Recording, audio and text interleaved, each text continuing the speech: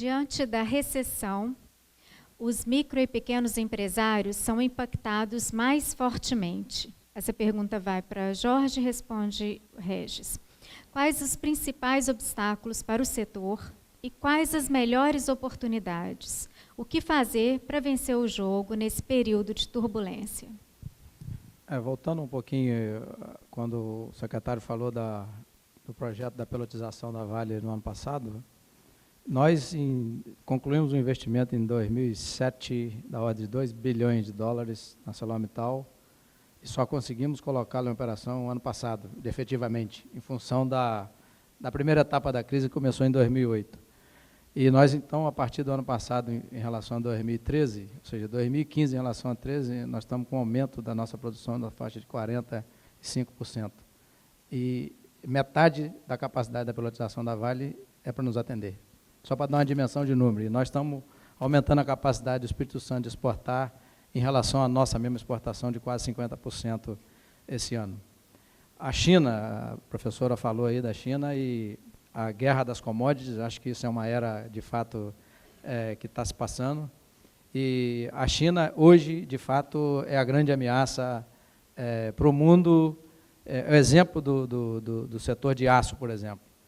Hoje tem um superávit no mundo de 700 milhões de toneladas de aço acima da capacidade de consumo, produção versus consumo. Só na China são 400 milhões.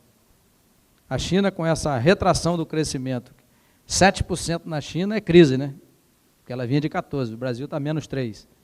Então, a China, para cada uma tonelada de aço, por exemplo, que ela exporta, ela já não é competitiva pelos custos dela. Ela tem um retorno de imposto de 14%.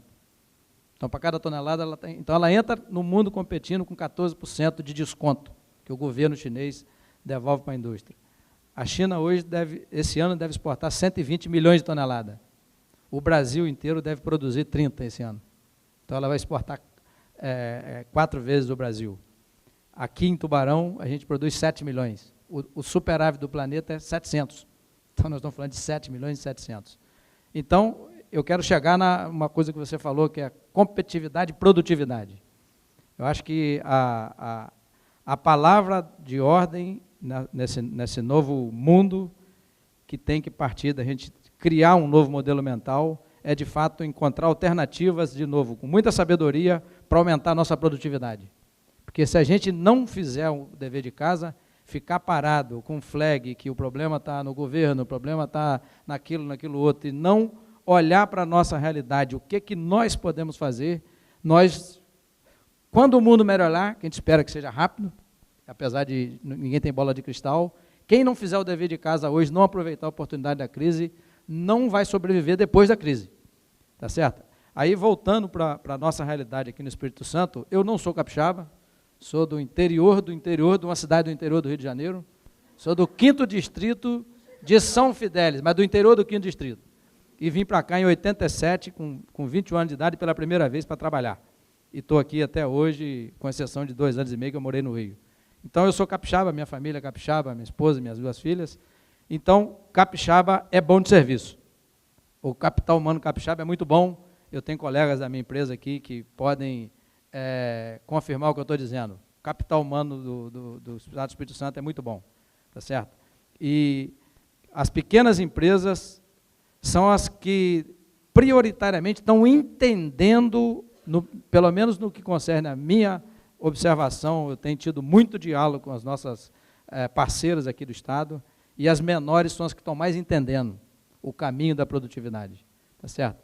Nós temos que entender como empregador próprio, tem colega aqui vestindo, inclusive, o nosso uniforme, mas as empresas, elas estão entendendo, e as pequenas, acho que elas vão aproveitar a oportunidade, que elas estão entendendo que o mundo está mudando, e elas estão trazendo para a mesa soluções diferentes. E todas as soluções passam pelo capital humano mais criativo, o capital humano podendo falar, podendo colocar suas ideias na mesa, a gente podendo debater, e certamente acho que a grande oportunidade para as empresas capixabas são naquelas que entenderam o que você está dizendo, e eu tenho uma série de exemplos de pequenas empresas que estão, de fato, entendendo, e elas certamente vão ter as oportunidades crescentes aqui no Estado. Eu não tenho a menor dúvida. E são, exatamente. É isso mesmo. É isso mesmo, concordo.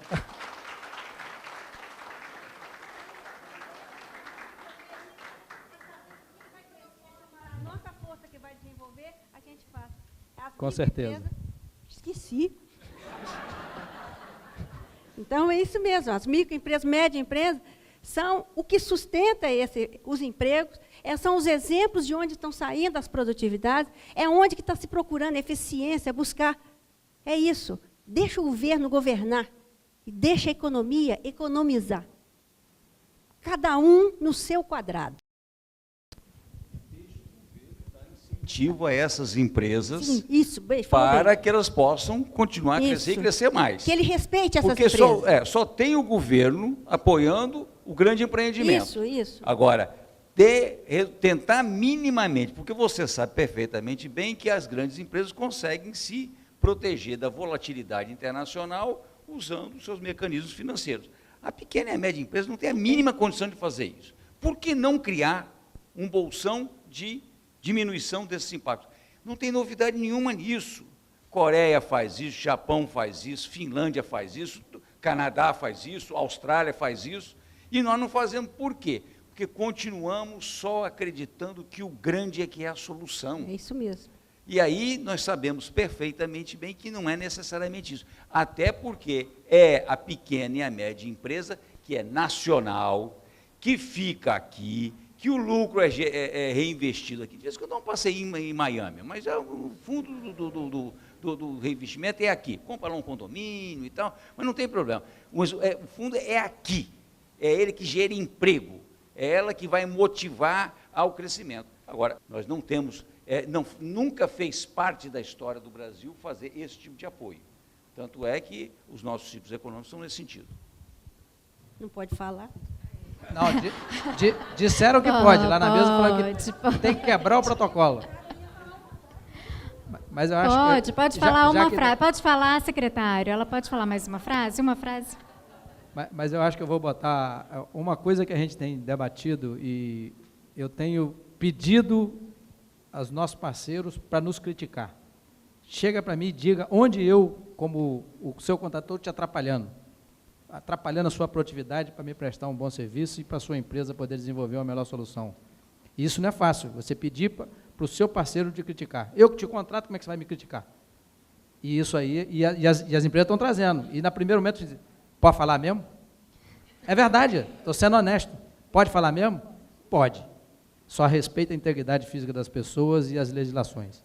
Ou seja, compliance e o capital humano, não vou discutir. Se você trouxer uma proposta que vai colocar em risco a integridade física das pessoas, aí não vai dar para discutir. Agora o resto traz para a mesa que a gente vai discutir. E os caras estão trazendo. Acho que essa parte está boa do debate. Eu ia falar, pode falar? Pode. Mulheres podem falar As aqui, mulheres que não tem problema É só nenhum. completar a falta de respeito com que o governo trata as micro e pequenas empresas. E a falta de respeito com que ele trata o país quando ele dá espaço, proteção para a grande empresa, que acostumou, foi criada sob as asas do Estado e se acostumou com a seguinte situação, é a socialização das perdas e a privatização dos lucros, que é o que a grande empresa no Brasil tem. De onde saem os maiores escândalos? Essa relação incestuosa entre o governo e o setor privado. Está na pequena empresa? Você já viu algum microempresário ficar lá, acusado de sonegação, evasão de divisa? Não. É uma falta de respeito com o que o cidadão é passado, com que a atividade econômica é tratada. Então, o governo devia ter vergonha de fazer isso, porque ele faz isso com o nosso dinheiro, o dinheiro que a gente produziu trabalhando. Isso é um desrespeito. Além de, às vezes não é ilegal, porque ele está amparado na lei que foi ele mesmo que fez lá. É imoral. O governo brasileiro, o Estado brasileiro, tem um comportamento imoral para com a economia, para com aqueles que querem trabalhar e querem produzir. Muito obrigada.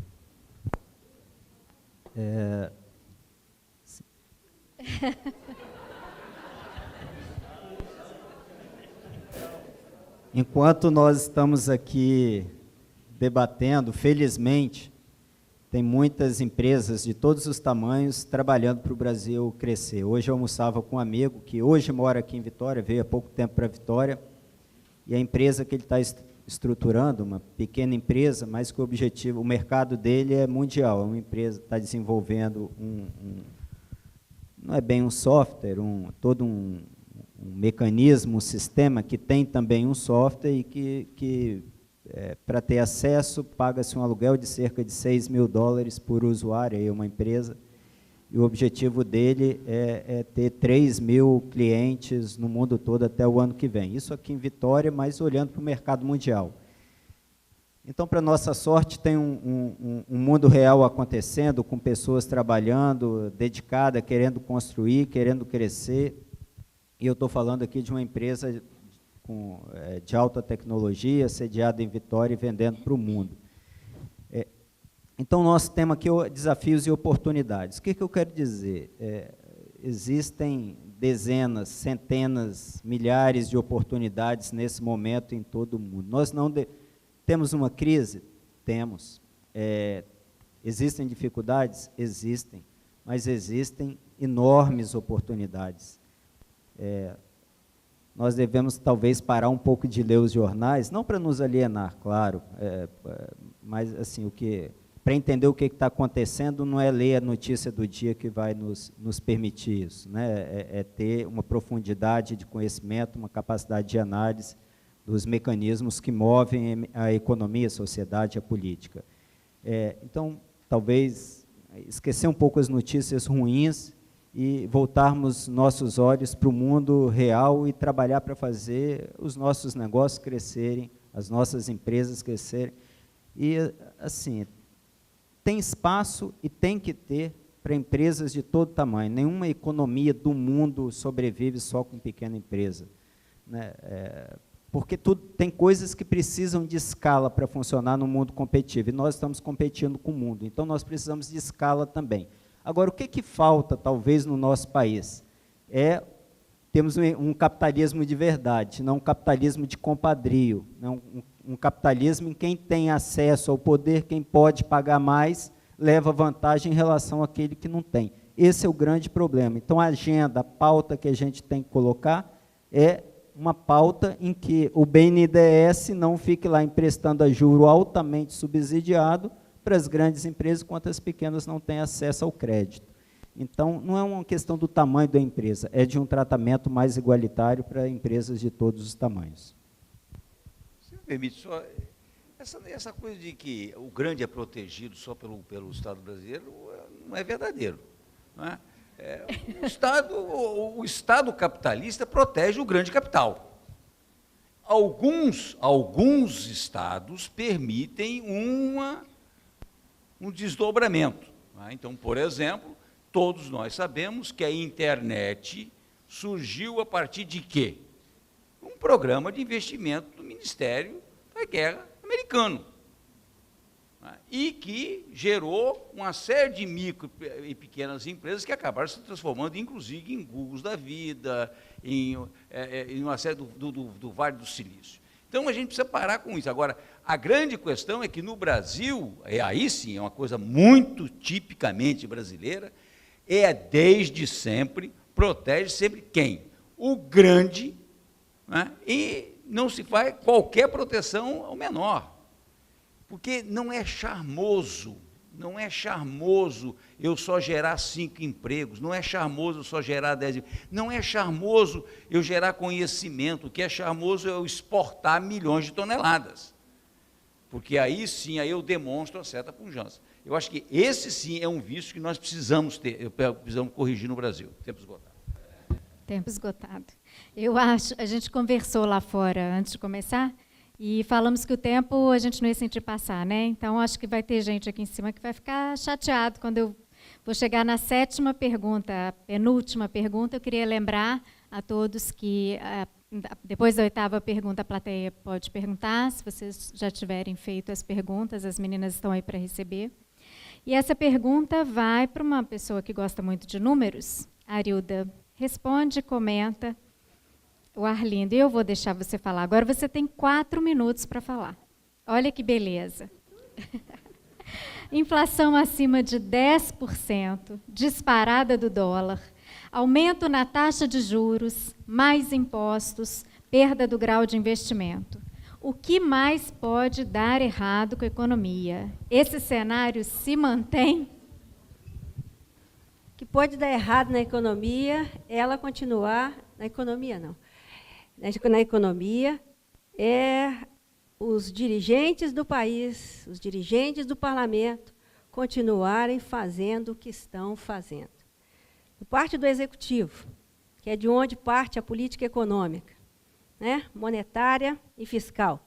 Ainda que política monetária é feita pela autoridade monetária, que é o Banco Central, que não é governo, é Estado. Porque moeda é uma instituição. E ela não cabe, ela não pode ser manipulada por interesses políticos partidários, por qualquer grupo que estiver ocupando o poder.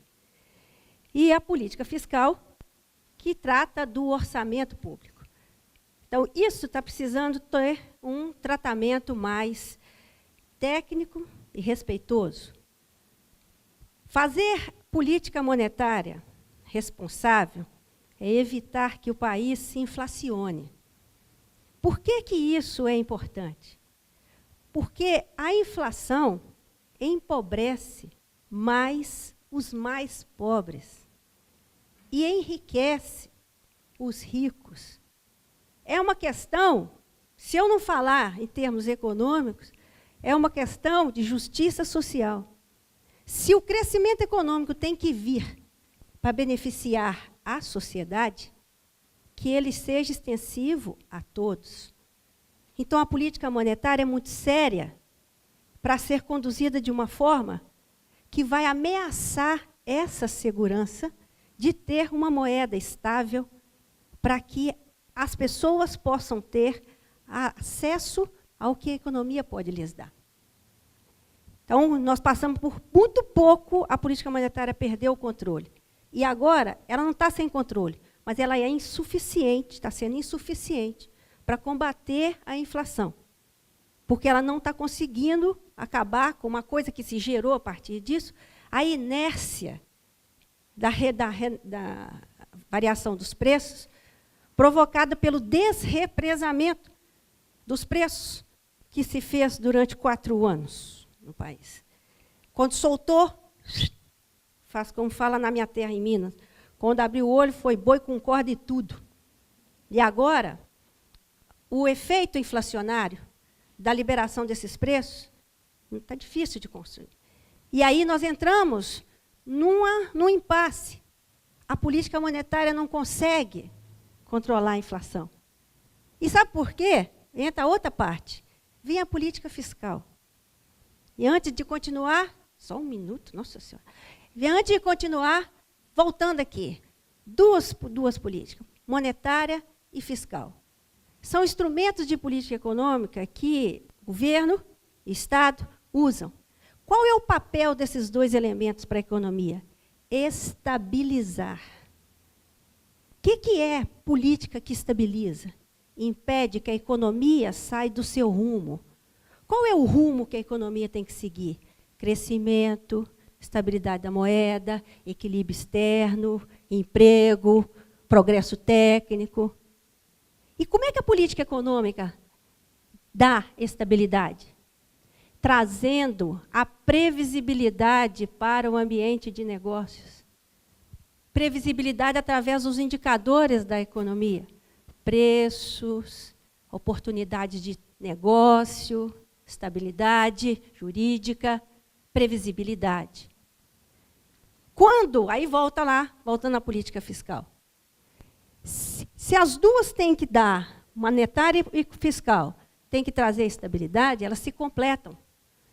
Quando a política fiscal não faz o dever de casa dela, sobra para a monetária fazer tudo isso.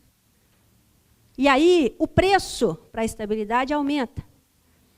Quando a política fiscal insiste em que ela não precisa se ajustar, ela encarece mais ainda o ajuste e transforma ele numa recessão. Aquilo que seria um desaquecimento da política monetária para acalmar a economia, para ela resolver, ela se propaga numa recessão. Nós passamos o ano, acreditem, nós estamos em dezembro, tem 11 meses que nós estamos vendo o governo discutir um plano fiscal que não sai do papel. Hoje eu estava vendo os dados do PIB, da demanda agregada, todos os componentes da demanda agregada sofreram quedas expressivas, inclusive um que é o mais importante, que é a formação bruta de capital fixo, que é a taxa de investimento da economia que cria capacidade para produzir. Caiu 20% esse último trimestre. Se você pegar em gráfico de barra, ele é assim, ó. Tá? Todos os componentes da demanda cresceram, reduziram. O do poder público, o gasto do governo, começou a crescer, reduzir só um pouquinho, agora no último trimestre. E o governo não aceita que ele gasta muito. Já cortou nada. Se tivesse cortado, já estava dando superávit. Sabe por que você tem que cortar, moço? Porque as receitas caíram. Porque você reduziu a receita quando você desestabilizou a economia. Cadê os cortes nos gastos que a gente não vê? Nos cargos comissionados? Cadê a eficiência, a cobrança de meta dentro do setor público para mostrar eficiência? Cadê a qualidade do serviço público para justificar esse estado desse tamanho? Qualidade da política de saúde, educação, segurança, o que é que nós temos? Nada. Esse Estado pode falar conosco que ele, para ajustar, ele precisa aumentar a carga tributária? Ele tem moral para fazer isso?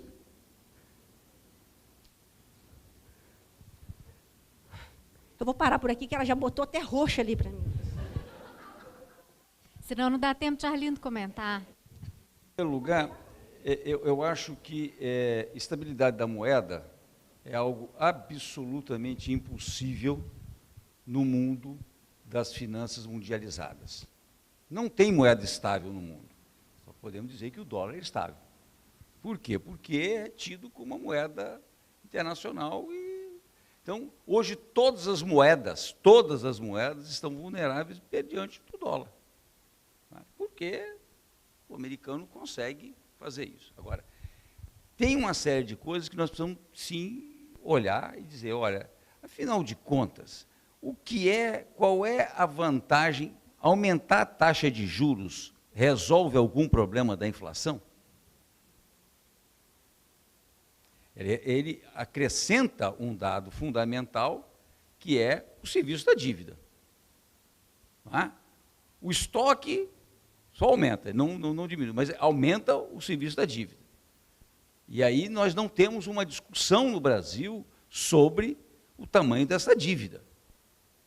Ela pode ser até uma coisa não importante, mas ela foi importante para o senador Fernando Henrique Cardoso, tem um relatório dele de 1989 a respeito da dívida pública.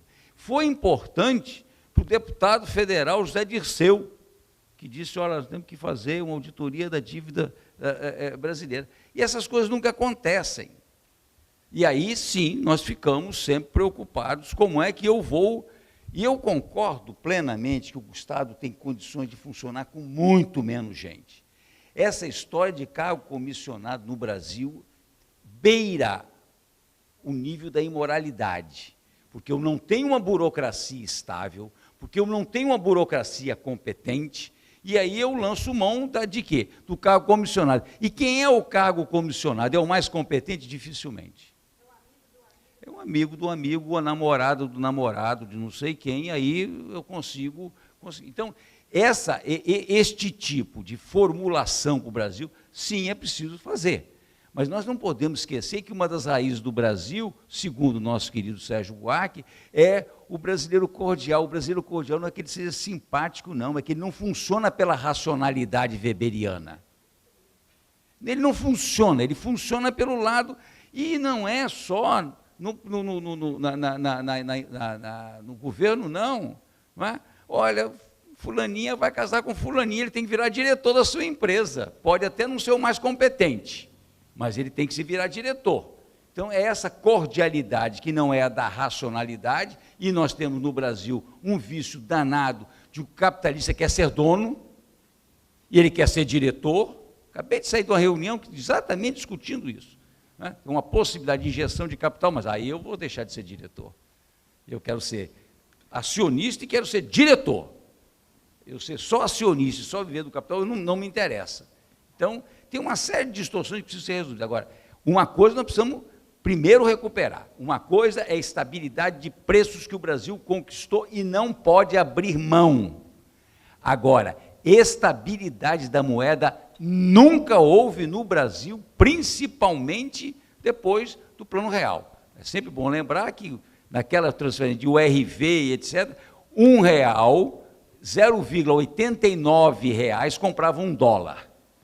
Batemos a 4, descemos a 2,3, agora subimos a 4, agora descemos a... Mas isso é uma questão da volatilidade mundial que está aí para a gente conviver com ela.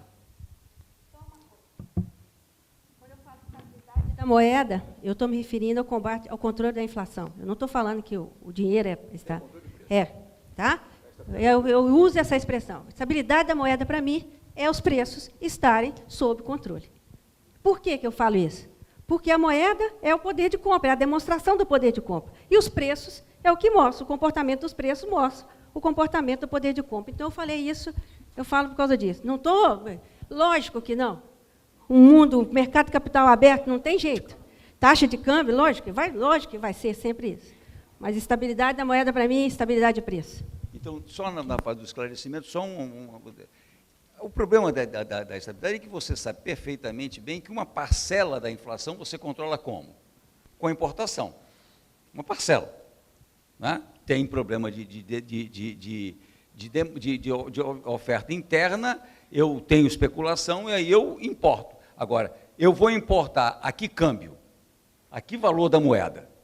Nós conseguimos, por exemplo, fazer uma série de coisas, manter a inflação no Brasil, em cima de quê? De uma política cambial, que era favorecida por quê? Para exportar commodities, tinha um excedente comercial e que eu conseguia ter essa lacuna. Então, é nesse sentido que precisa, sim, juntar as duas coisas. Uma coisa é a estabilidade de preços, que pode ser influenciada, e é influenciada, sim, pela instabilidade da moeda.